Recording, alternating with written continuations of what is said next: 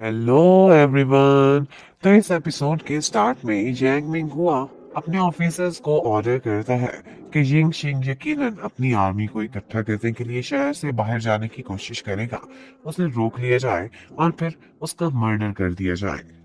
और फिर ऐसा ही होता है।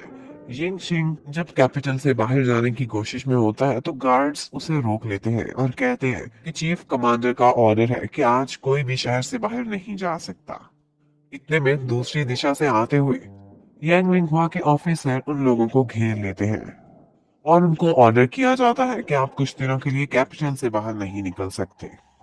यिंग शिंग कहता है कि अगर मैं ना मानूं तो तुम लोग क्या करोगे, और इसी बात पर फिर तलवारें निकल आती हैं और वो ऑफिसर यिंग शिंग के साथियों पर हमला कर देते हैं। यहाँ पर थोड़ी देर फाइट चलती है कि अचानक से गेट्स खुलते हैं और वहां से डिलिन की आर्मी भी आ रही थी। यिंग शिंग और उसके साथी बहुत डर चुके थे, लेकिन सरप्राइजिंगली डिलिन की आर्मी आकर यांग मिंग हुआ के ऑफिसर्स को मारना स्टार्ट कर देती है और अब यिंग शिंग बच गया था। वो आराम से वहां से चला जाता है और सोचता है कि ये डिलिन बहुत ही गहरा आदमी है। फिर हमें सेंट्रल आर्मी के कमांडर यांग मिंग हुआ के लॉयल ली शिंग को दिखाते हैं। उससे मिलने के लिए डिलिन आता है और उसे कहता है कि यिंग मिंग को मार दिया गया है, अब कोई भी खतरा नहीं बचा। और उसे बहलाने के लिए कहता है कि मैं डीमन ट्राइब से जब फाइट कर रहा था तो तुम्हारे लिए बहुत बड़े बड़े वहां से तोहफे भी लेकर आया हूँ। और फिर दो सिपाही एक बड़ा सा बॉक्स लेकर अंदर आते हैं जिसे देखकर लेशन काफी खुश हो जाता है, लेकिन वो बॉक्स तो खाली था। और वो सिपाही भी जी शियू और स्टर्लिंग थे जो उसे मारकर उसी बॉक्स में डाल देते हैं। फिर वो तीनों फ्रेंड्स मिलकर उसकी लाश को ठिकाने लगाते हैं और प्लान बनाते हैं कि डिलिन अपनी आर्मी के साथ बाहर वेट करेगा और जी शियू जब सेंट्रल आर्मी के ऊपर अपना होल्ड पूरी तरह से बना लेगा तो वो एक सिग्नल देगा, तीन लाइट्स ऑन करेगा और तभी डिलिन शहर के अंदर दाखिल हो जाएगा। उसके बाद जी शियू को यू मिंग से पता चलता है कि यांग मिंग हुआ ने उसके लिए कुछ नए ऑर्डर्स बनाए हैं और उसे कहा है कि वो आज के दिन आनिंग को घर से बाहर ना निकलने दे, बल्कि उसे घर के अंदर रोक कर ही रखे, क्योंकि आज वो कोई खास प्लानिंग कर रहा था। एक्चुअली वो प्रेसिडेंट को खत्म करके खुद मार्शल लॉ लगाना चाहता था। इतने में ऊपर से आनिंग भी आ जाती है और फिर जी शियू उसे हिम्मत करने को कहता है और उसे कान में कोई बात बताता है कि आज रात कुछ बड़ा होने वाला है। उसके बाद हमें कॉन्फ्रेंस रूम का सीन दिखाते हैं जहां सेंट्रल आर्मी के सारे ऑफिसर्स इकट्ठे हुए हुए थे और वहां जीशू बहुत कूल स्टाइल में हेलो हाय करता हुआ एंट्री करता है और उनको कहता है कि आज तुम लोग बहुत थके हुए होगे, कितनी मेहनत करते हो, इसलिए प्रेसिडेंट के ऑर्डर्स हैं कि आज आप लोग रेस्ट करें। इसी कॉन्फ्रेंस रूम में आपकी पार्टी के लिए हमने इंतजाम किया है, बहुत मजे करें लेकिन यहाँ से बाहर जाने की कोशिश ना करें। लेकिन एक ऑफिसर इस बात पर काफी गुस्से में आ जाता है और पार्टी का सारा सामान भी गिरा देता है।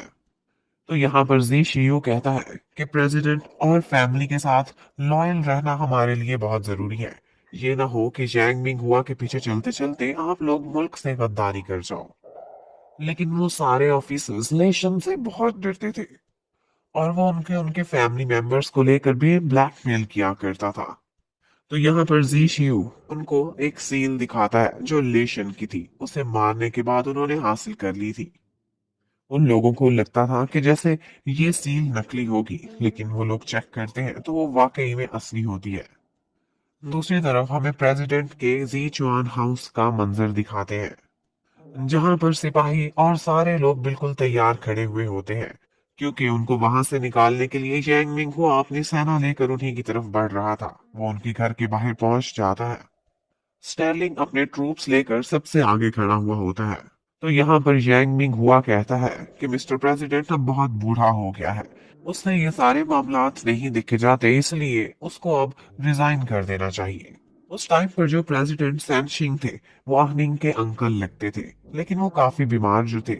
आहनिंग अभी इतनी मेच्योर नहीं थी कि वो इतने बड़े मामलात को देख सकती, लेकिन यहाँ पर उसका नकली लेटर बनाकर सामने ले आते हैं कि आनिंग चाहती है कि वो अब अपने डैड के प्रेसिडेंट वाले थ्रोन पर बैठे, उसका हक बनता है। एक्चुअली आनिंग एक छोटी सी लड़की को प्रेसिडेंट बनाकर खुद से अपनी मर्जी का रूल चलाना चाहता था ताकि जीचुआन फैमिली को भी वीक कर दे। यहाँ पर मिस्टर प्रेसिडेंट कहते हैं कि यांग मिंग हुआ तुम पर ट्रस्ट करके मेरे भाई ने पास्ट में बहुत बड़ी गलती की थी। और इसके साथ ही मिस्टर प्रेसिडेंट उसे गद्दार डिक्लेयर कर देते हैं और उसे मारने का ऑर्डर भी दे देते हैं। और इसी बात से दोनों तरफ के ट्रूप्स की आपस में लड़ाई स्टार्ट हो जाती है। यहाँ पर काफी देर तक फाइट चलती रहती है और स्टर्लिंग बहुत बहादुरी से मुकाबला करता है। इतने में चीफ कमांडर को पता चलता है, ये इंफॉर्मेशन मिलती है कि सेंट्रल आर्मी का लीडर लेशन मारा गया है। तो यांग मिंग अपने एक लॉयल ऑफिसर को सेंट्रल आर्मी की कमांड संभालने को कह देता है। दूसरी तरफ कॉन्फ्रेंस रूम में दिखाते हैं कि ज़ीचुआन शियू सारों को बता देता है कि मैंने सेंट्रल आर्मी के कमांडर लेशन को मार डाला है, क्योंकि प्रेसिडेंट ने ऑर्डर किया था, वो एक कॉन्स्पिरेसी चला रहा था। अब आप लोगों की मर्जी है, आप चाहे तो गद्दार की साइड चूज करें और चाहे तो फैमिली के साथ प्रेसिडेंट के साथ लॉयल रहे। ये बात सुनकर एक ऑफिसर जी शियू पर अटैक करता है, लेकिन वो उसे मारकर नीचे गिरा देता है और फिर कहता है कि मैं जीचुआन फैमिली को प्रोटेक्ट करने के लिए यहाँ पर मौजूद हूँ, कोई चाहे तो मेरा मुकाबला करे। और वो सबको बताता है कि यिंग शेंग भी अब अपनी ईस्टर्न आर्मी के 4 लाख फौजी लेकर यहाँ आने वाला है। तो आप लोग खुद ही फैसला करें कि किसकी साइड पर जाना है। ये सुनकर ज्यादातर ऑफिसर यही फैसला करते हैं कि वो खामोशी से आज यहीं पर बैठेंगे, जैसे जी शियू कह रहा है, यहीं पर खाएं पिएंगे और बाहर नहीं निकलेंगे।